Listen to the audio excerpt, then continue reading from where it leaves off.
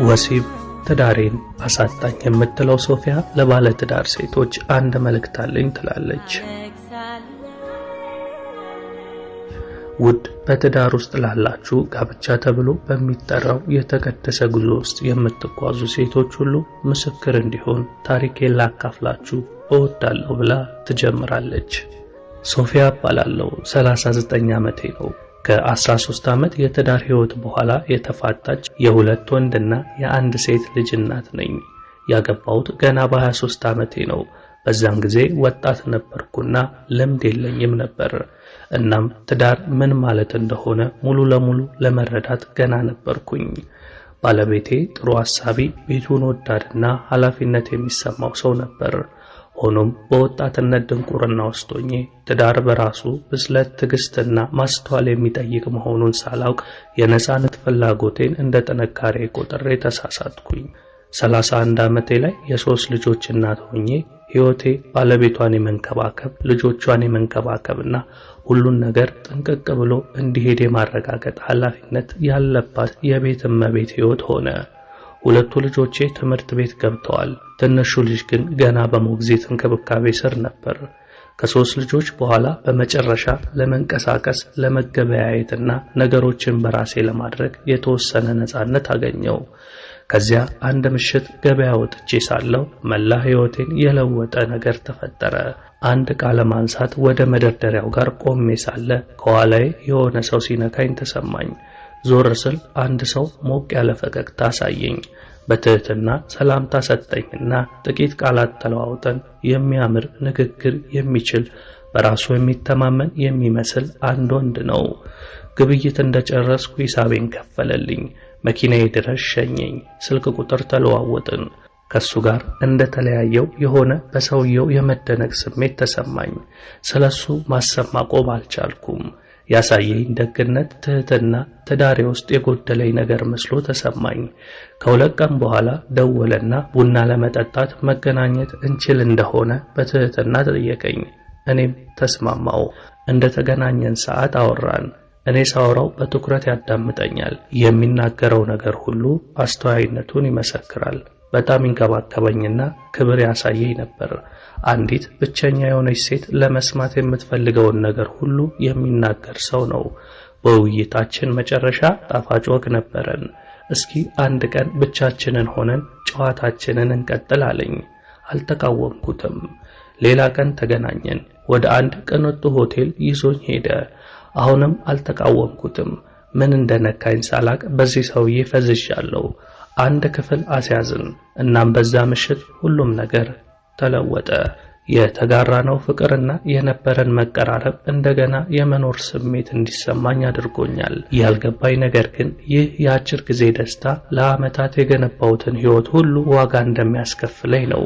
ወደ ቤት ስመለስ እሱን ከባለቤቴ ጋር ማወዳደር ጀመርኩ።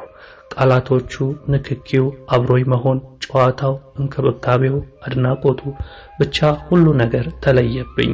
ከዚህ ቀደም ከባለቤቴ አግኝቼው የማላቀው የመሰለኝ ነገር ሁሉ እሱ እንደ አዲስ እንዳሳወቀኝ አይነት ስሜት ተሰማኝ። በድንገትም ባለቤቴ በጣም አሰልቺና ድካምና ሁሉ ነገር ያልተሟላ አይነት ሰው ሆኖ ተሰማኝ። ያገኘው ሰው በእውነት ለህይወቴ ደስታ የሚያስገኘኝ አይነት ሰው እንደሆነ በማመን ከባለቤቴ ጋር በስሜት መራራቅ ጀመርኩኝ። ከሱ ጋር የነበረኝንም ቅርርብ አላላውት። ያም ሰውዬ ባለቤትሽን ፍቺና አዲስ ህይወት አብረን እንጀምር ብሎ እስኪያስጠይቀኝ ድረስ ጉዳያችን ቀጠለ። ውስጤ በስሜትና በፍትወት ታወረ። በቤቴ ውስጥም ጠብ ፈጠርኩኝ። በመጨረሻ ወደ ደስታ እየሄድኩ እንደሆነ በማመን ከትዳሬ ወጣሁ። ዛሬ ላይ ከቤት ከወጣሁ 3 ዓመት ሆኖኛል። ግን ለአንዲት ሴት ከልቤ ልነግርሽ የምችለው ይህንን ነው። ከቤት ውጪ ምንም የተለየ ነገር የለም። ባለቤቴን የተውኩለት ሰውዬ ከተውኩት ባለቤቴ ጋር ምንም ልዩነት የሌለው አይነት ሰው ሆኖ ነው የተገኘው። ደስታዬ የቀጠለው ለ3 ወራት ያህል ብቻ ነበር። ከዚያም በኋላ አምሽቶ መምጣት ጀመረ። እኔን እየሸሸ ሌሎች ሴቶችን ማዝናናት ጀመረ። ስናገረው ከሌላ ወንድ ልጆች እንደነበሩኝ ያስታውሰኝ ጀመረ። በአንድ ወቅት እንደፈለኩት የሆነልኝና እንደ ልቤ እንደሆነ ያደረገኝ ሰው በአጭር ጊዜ ውስጥ ምንም ዋጋ እንደሌለኝ እንዲሰማኝ ያደርግ ጀመረ። በዚያች የገበያ አዳራሽ ውስጥ በዛች በተረገመች ምሽት ያገኘሁት ሰው ለደስታዬ የመረጥኩት ሰው በጣም አሰቃየኝ። በየዕለቱም ያስለቅሰኝ ጀመር። ቤቴን፣ የቀድሞ ባለቤቴን፣ የልጆቼን ክብርና የአእምሮዬን ሰላም በዚህ ሰው ምክንያት አጣው። ውድ ሴቶችዬ ያገባችሁ ከሆናችሁ እባካችሁ ለትዳራችሁ ዋጋ ስጡ።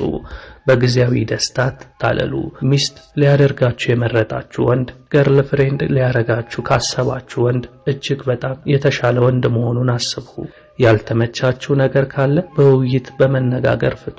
ከሌላ ወንድ አዲስ ያገኛችሁት የሚመስላችሁ ነገር ድሮ ባላችሁ ቦይፍሬንዳችሁ እያለ አግኝታችሁት የነበረውና የዘነጋችሁት እንጂ ምንም አዲስ ነገር እንደሌለ ወቁ። በምንም አይነት ሁኔታ ከቤት ውጪ ደስታ በማታገኙበት ማናቸውም ነገር ላይ ቤታችሁንና ትዳራችሁን አትለውጡ።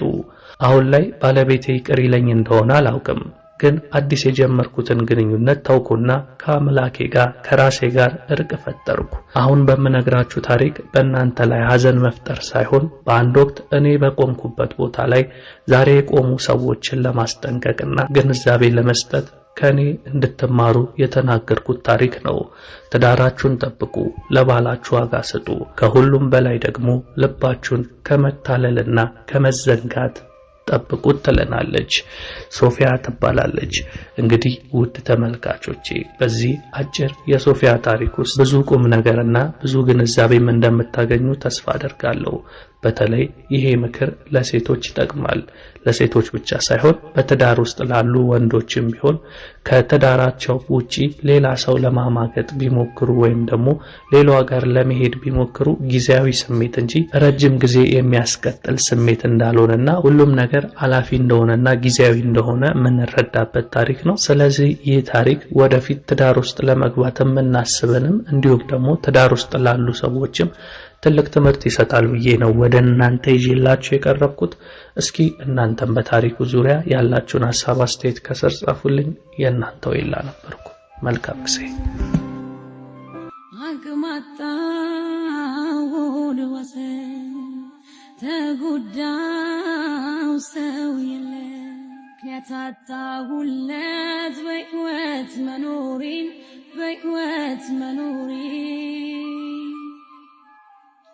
የምወደውን ሰው ሳጣው የራሴን ስቀር ብቻዬን